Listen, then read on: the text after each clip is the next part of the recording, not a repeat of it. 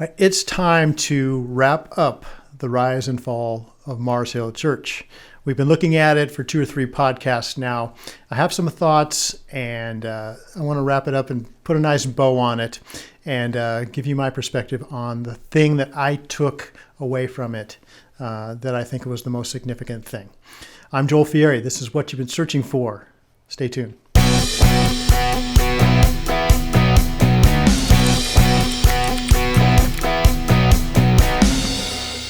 As I mentioned in the opener, I think it's time we wrapped up our look at the Christianity Today CT podcast, The Rise and Fall of Mars Hill, talking about Mark Driscoll's church up in Seattle.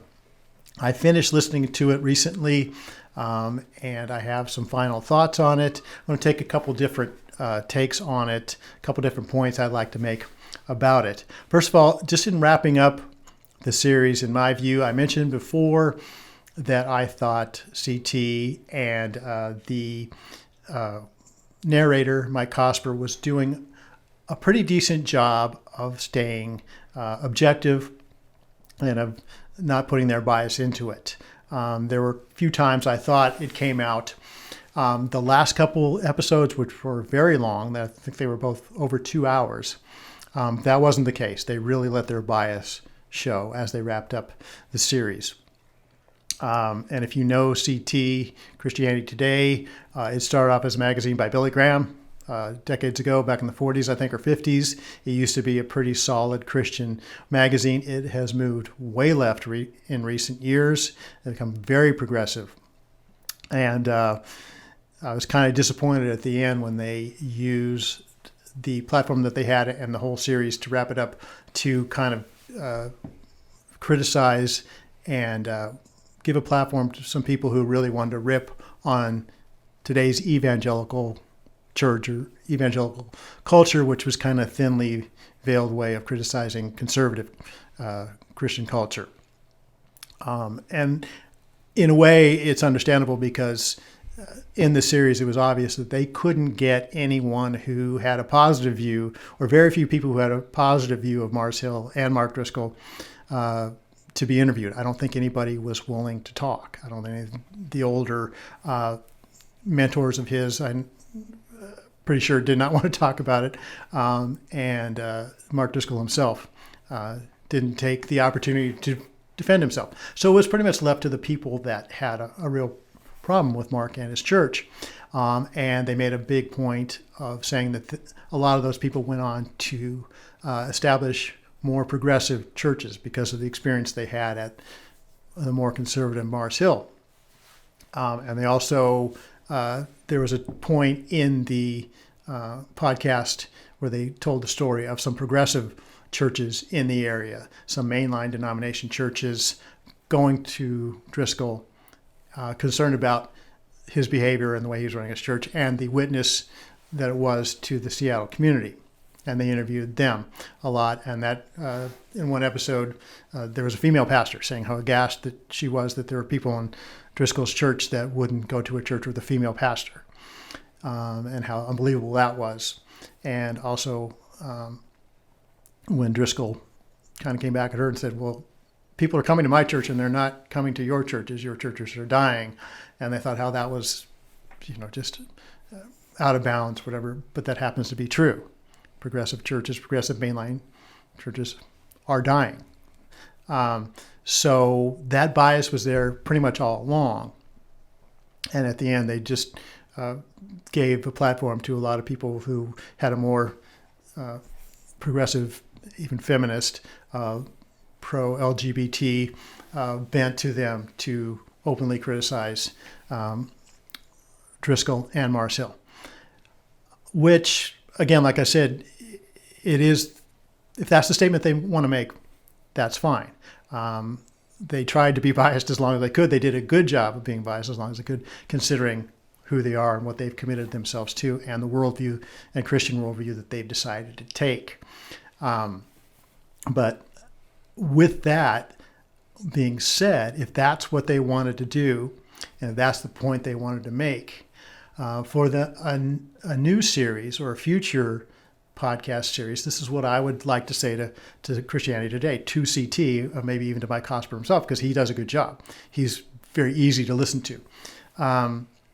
Why not do another podcast series about the rise and the fall of the progressive church in America? The mainline denominations, most of whom have fully embraced woke, progressive politics and worldview. Because Mark Driscoll, as I said, is right. He was right in telling those pastors, nobody's going to your churches. Your churches are dying. My church is growing because I'm sticking to a biblical worldview. It may be a little extreme. It was a little extreme. It was very heavy-handed.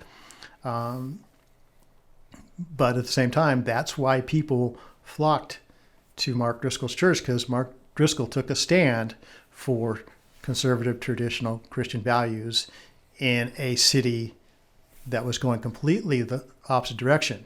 The churches that were critical of him kind of bought in to the whole Seattle scene, and they were becoming irrelevant because of it.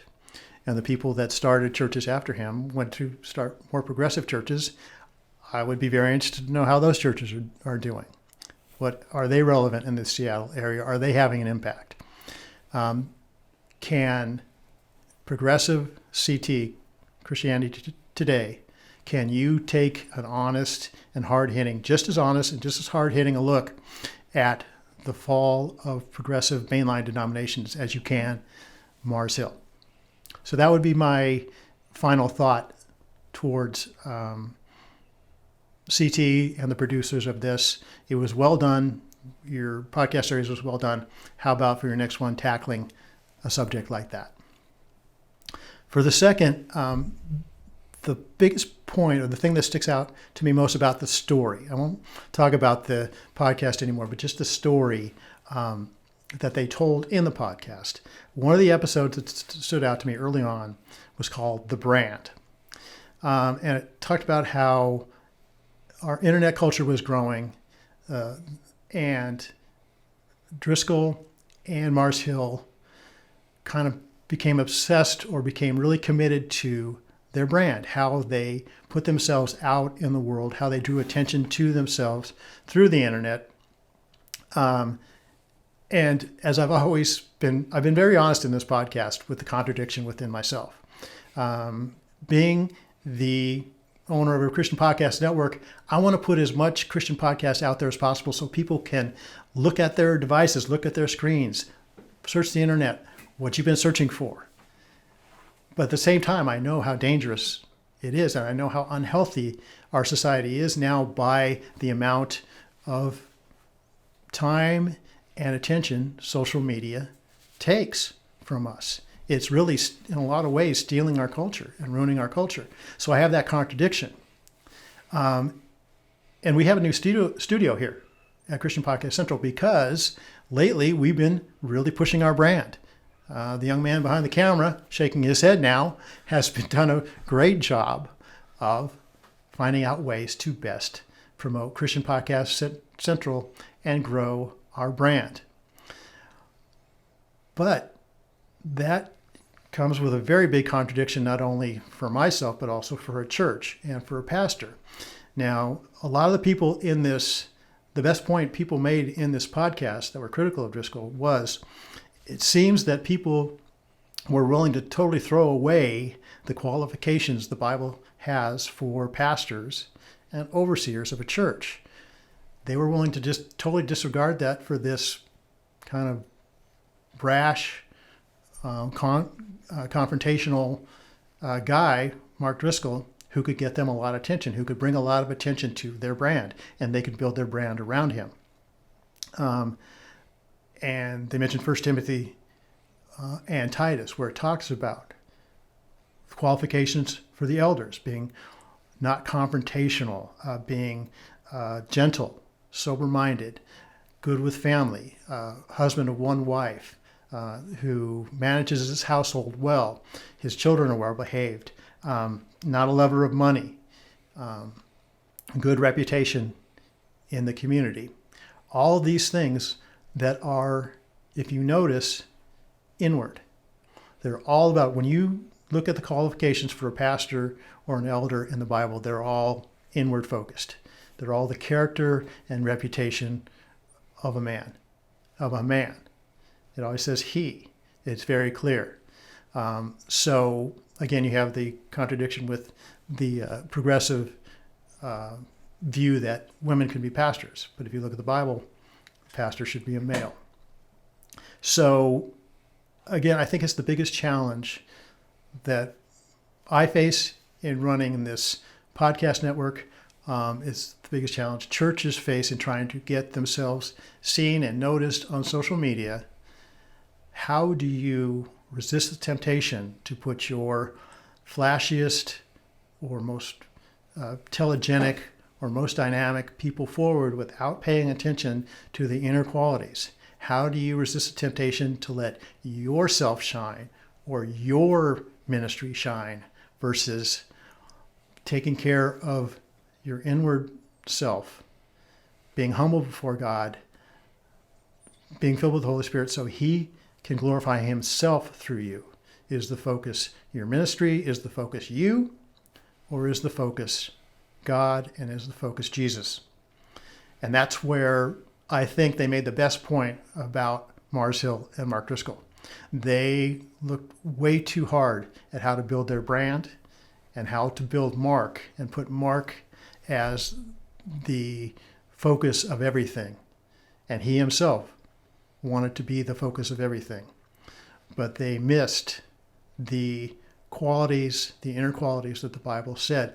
And if you look at these qualities, they're for a mature man who's older, just by the fact that he's above reproach, husband of one wife, has children, has managed his household well. It gives you the sense that he's an experienced man in the world. He's older and he's established himself in all these things. But what we tend to do is we tend to take the youngest, best looking, most dynamic people, put them up front right away, and we end up with stories like Mark Driscoll and other really prominent pastors who've had these same really hard falls. So that's what I took away from the podcast series. If you haven't checked it out, check it out. Like I said, it's the best cautionary tale we have in recent years. It was pretty well done by CT. Like I said, they let it show their bias, and I'd like, again, if anybody from CT listens to this, you have my challenge and my suggestion, what I'd like to see you do. Do you agree? Do you not agree? Let us know in the comments, as always. Subscribe, share this. If you think someone else would enjoy listening to it, go to ChristianPodcastCentral.com, our website, for more content just like this. I'm Joel Fieri. Thanks for listening.